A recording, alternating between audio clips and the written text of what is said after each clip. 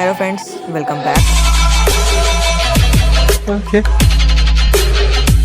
आज मैं आपको दशहरे के बारे में कुछ खास बातें दिन बताने है वाला हूँ। जीत का, जश्न का, मेले का, खुशी का और सीख का। यह सच है कि भले कितना भी विलंब क्यों न हो जाए, सच और अच्छाई की जीत जरूर होती है। और जब जीत हासिल हो जाती है तो पूरी दुनिया उसका जश्न मनाती है।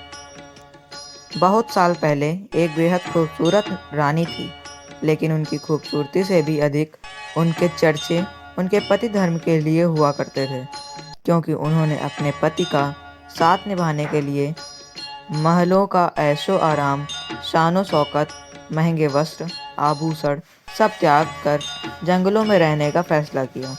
लेकिन उस पर एक पापी, दुराचारी और शक्तिशाली राजा की नज़र पड़ गई। पापी राजा ने रानी को पाने के लिए छल का प्रयोग किया। हे माँ, तुम मृग बन जाना, मैं साधु बन जाऊंगा। मृग बन तू राम को बहकाना, मैं सीता हर लाऊंगा। रानी के पति और देवर को झोपड़ी से दूर भेजकर वह पाखंडी साधु के वेश में रानी के पास पहुंचा और रानी से दान मांगने लगा। जब रानी उसे दान करने के लिए फल लाई तो दानव ने रानी को अपना असली चेहरा दिखाया और रानी का अपहरण करके उसे अपने साथ ले गया। रानी और राजा को एक दूसरे के प्रति गहरा प्रेम था।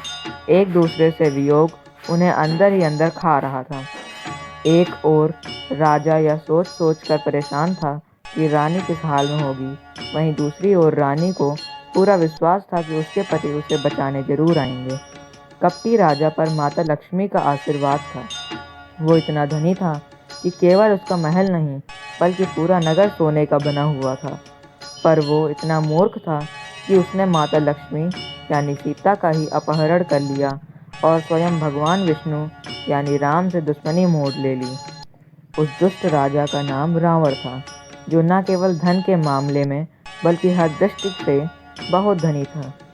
उसके 1 लाख पुत्र और 1.25 लाख पोते थे। उसे कई वरदान प्राप्त थे और वह पृथ्वी पर जन्मा सबसे अधिक ज्ञानी ब्राह्मण भी था।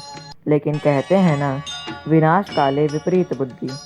उसके साथ भी कुछ ऐसा ही हुआ, या यह समझ लीजिए कि उसके पाप का घड़ा भर चुका था और पानी सर से ऊपर जा रहा था। इसलिए उसे फोड़ने के लिए खुद भगवान को अवतार लेना पड़ा। श्री राम का जन्म ही रावण और उसके जैसे दुष्टों के संहार के लिए ही हुआ था। इसमें उन्हें अपने परम भक्त हनुमान और वानर सेना का समर्थन मिला तो मंजिल तक पहुंचना और आसान हो गया। रावण को युद्ध से पूर्व ही भगवान श्री राम की ताकत का अंदाजा था, क्योंकि युद्ध से पूर्व हनुमान, जिन्होंने सोने की लंका जला दी, और अंगद, जिनका पैर भी कोई नहीं हिला पाया, की शक्ति पूरी लंका देख चुकी थी। लेकिन फिर भी रावण की आंखों से अहंकार की पट्टी नहीं उतरी। युद्ध प्रारंभ हुआ और जिस सेना पर रावण को घमंड था, वो राम जी की वानर सेना के आगे टिक नहीं पाई। रावण की सेना 3 महारथी थे। रावण की सेना में 3 महारथी थे, जो कि थे कुंभकर्ण, मेघनाद और तीसरा खुद रावण। कुंभकर्ण का काल खुद रावण बना। कुंभकर्ण को श्राप था कि जिस भी दिन उसे जबरन नींद से उठाया जाएगा, वह उसके जीवन का आखिरी दिन होगा। और हुआ भी ऐसा ही। युद्ध की भूमि में वह भगवान श्री राम के हाथों मारा गया। मेघनाद इतना शक्तिशाली था कि भगवान इंद्र को भी हरा चुका था और भली भांति जानता था कि इस युद्ध का परिणाम क्या होगा। उसके बावजूद उसने अपने पिता का साथ देने का फैसला किया।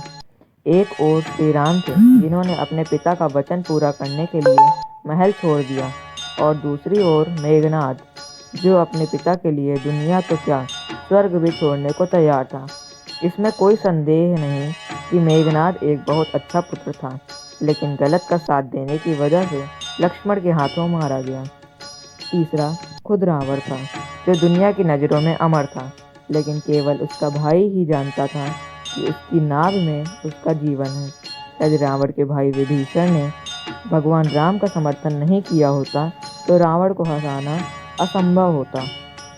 इस युद्ध में जहां हर कोई अपना पति धर्म, पत्नी धर्म, भाई धर्म, पुत्र धर्म, पिता धर्म इत्यादि निभा रहा था, केवल विभीषण थे जिन्होंने केवल सत्य का साथ दिया। जिस दिन रावण का वध हुआ, वह दशहरे का दिन था। और आज तक इस दिन को रावण, कुंभकर्ण और मेघनाथ के पुतलों को जलाकर उत्सव के रूप में ही मनाया जाता है। यह एक विजय दिवस है जहाँ सत्य की झूठ पर, अच्छाई की बुराई पर और प्रेम की बल पर विजय हुई। रामायण एक महाकाव्य ही नहीं, मनुष्य के हजारों प्रश्नों का भी उत्तर है। स्त्री को बिना उसकी इच्छा के स्पर्श करने वाला रावण और सदा मर्यादा में रहने वाले राम दोनों ही समाज में मौजूद हैं। जरूरत है तो उन्हें पहचानने की। पति धर्म, पुत्र धर्म, पिता धर्म, पत्नी धर्म निभाना आवश्यक है और समाज में मूलभूत ढांचे की नींव है। लेकिन जो धर्म आपको सही गलत की पहचान न करने दे, उसे त्यागने में ही भलाई है। महिलाओं के साथ दुर्व्यवहार, मारपीट, बलात्कार करने वालों से भी अधिक गलत उनका परिवार होता है, जो सब कुछ देखते हुए अपनी आंखों पर प्यार की पट्टी बांध लेता है। समाज में यदि विभीषण पैदा नहीं हुए, तो शायद राम जी भी कुछ नहीं कर पाएंगे।